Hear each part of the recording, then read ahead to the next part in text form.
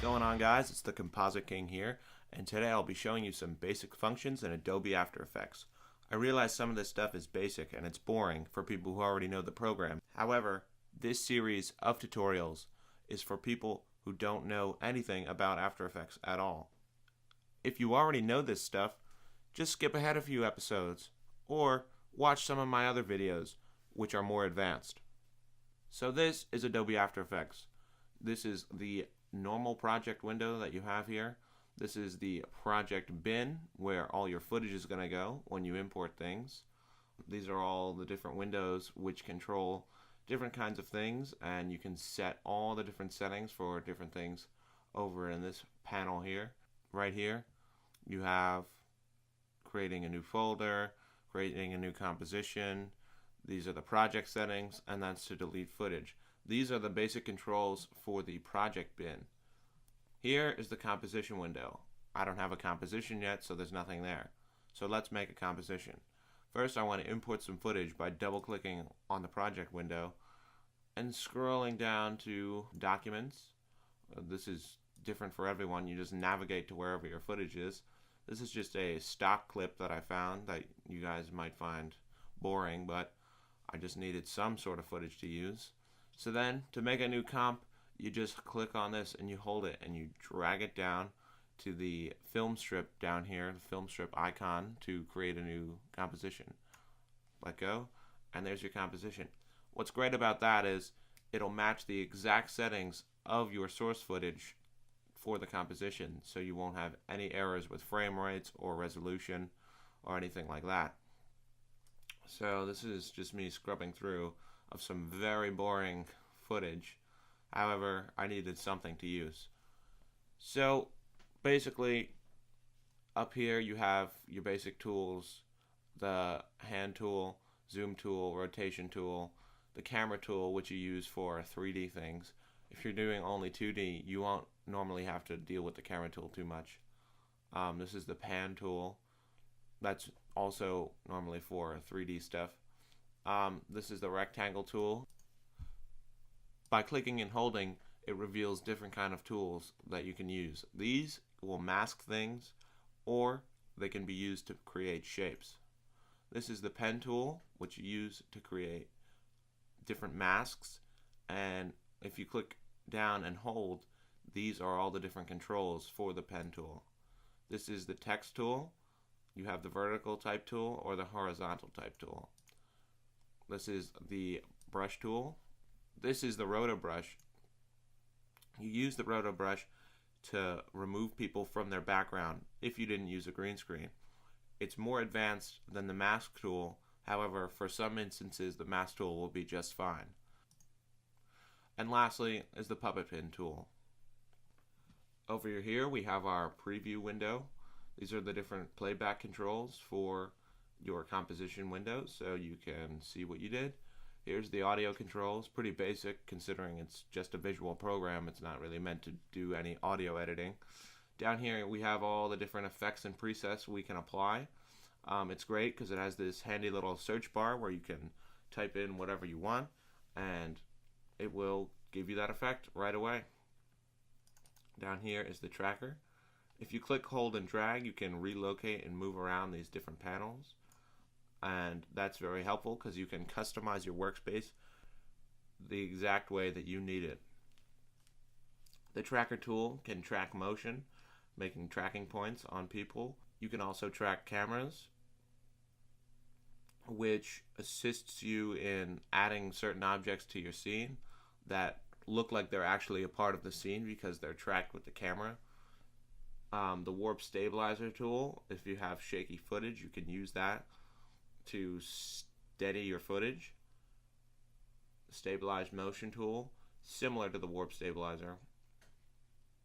Down here we have our align, where you can align different layers perfectly center or left or right or top or middle or bottom. It's great to use. This is the smoother, wiggler, motion sketch. These are all different things which I will be covering in future episodes. Different brush sizes and brush tips. Those are the basic windows. If you come up here, You can see all the different windows. If they're checked, that means they're viewed in the workspace. If they're not checked, that means you can't see them. But if I check them, they'll come back right over there. Up here you have your file, which is where you can create new projects and save and work with your footage. Then you have the Edit tab, which covers functions such as copy and pasting, your basic undo or redo. Then you have the Composition tab, which controls all the composition settings. The Layer tab for all your different kinds of layers and blending modes. The Effects tab, which is similar to the Effects panel over here. However, it's all the effects just spelled out up there. Animation tab for all your animation functions. The View tab to control the view of your workspace so you can see things better, zoom in and out, resize windows, full screen, basically. And then the Window tab.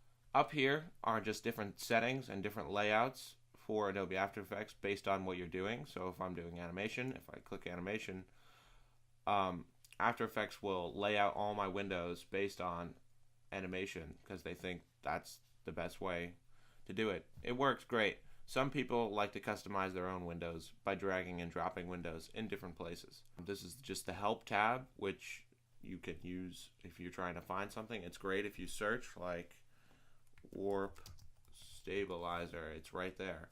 It's great, and it shows you exactly where it is.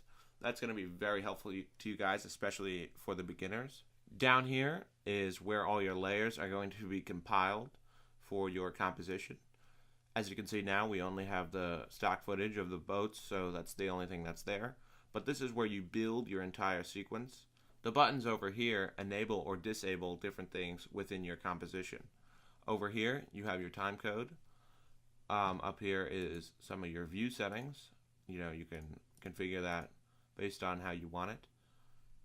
Over here, you can turn on and off different things, title safe or proportional grid, so you can place things a certain way. I usually leave all that stuff off, however. Over here, you can easily re-edit the time code just by typing in a different time code, or you can click over here and type in a different time code. Over here is the Take Snapshot button, which you would use to take a picture of the exact frame that you're on in your composition. This button assists you in showing you different kinds of colors that are in your composition. This is the resolution for playback. Half is good. It depends on your computer, whatever is best for you.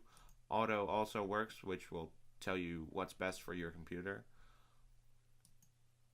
This is the region of interest. This enables different things, transparency and whatnot. This will show you the active camera, and you usually use these two tabs for 3D work if you're doing 3D things. These buttons here just select different things around After Effects. Over here you can adjust all your exposure. Right here is resets it, and right here you can dial it up or down, and you can just click reset to reset it back to the default. And those are the very basic functions in Adobe After Effects. It's very critical that you guys send me emails, tweets, and comments about exactly what you want to learn. I'm making these videos for you so you guys can learn how to use all this great software.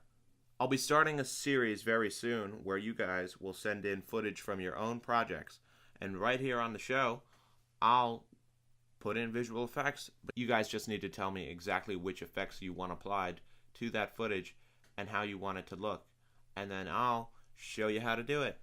Please send me footage or shots you have questions on, and I'll be sure to make tutorials based off of those questions using your very own footage. All you have to do is upload the footage to some sort of file sharing website where you can send me a download link, or you can just upload it to YouTube, completely raw footage, and email me with the link and a very specific question of what you exactly need, because I don't know what you guys want. It's your film. I'm just a visual effects artist, and I'm going to show you guys all how to become visual effects artists so you can do these things to your own films in the future. Thanks for watching, guys. Please leave a like down below. I know that sounds stupid and cliche, but it really does help, and it shows me that you guys are actually liking these tutorials.